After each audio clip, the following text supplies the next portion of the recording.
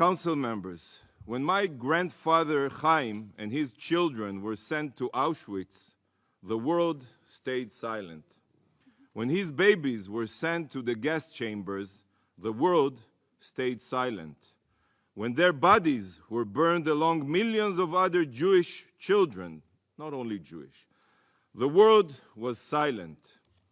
Today, after innocent Jewish babies were burned alive, this council is still silent.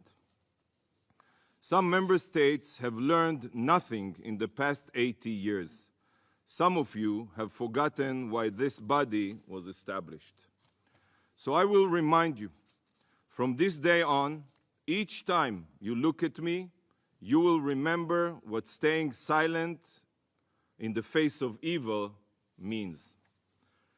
Just like my grandparents and the grandparents of millions of Jews, from now on, my team and I will wear yellow stars.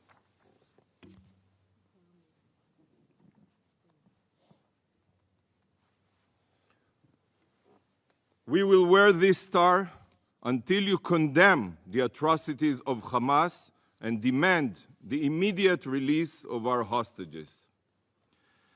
We walk with a yellow star as a symbol of pride, a reminder that we swore to fight back, to defend ourselves.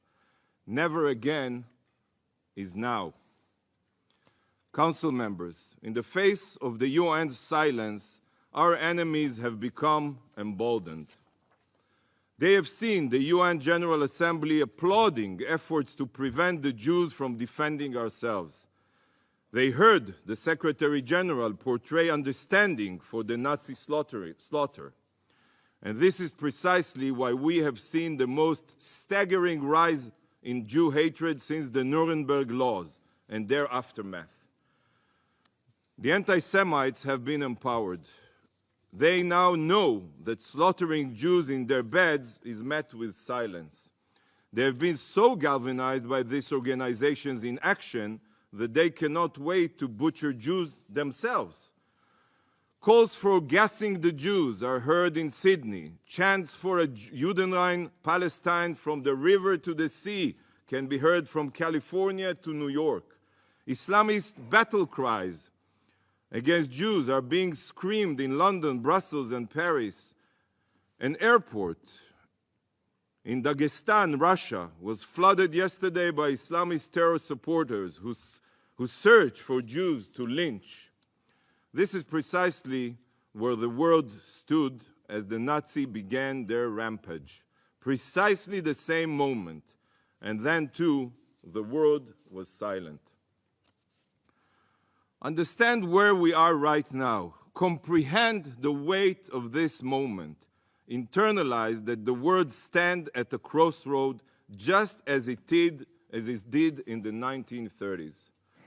Would this council take the approach of Chamberlain, appease the Nazis and their sympathizers, or will this council take the approach of Churchill to fight evil with blood, toil, tears, and sweat?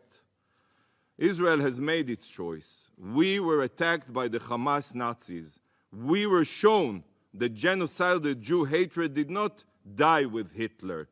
It bubbled and grew until it invaded our homeland. But the difference between 1939 and today is that today Jews have a strong state and a powerful military. We are not defenseless.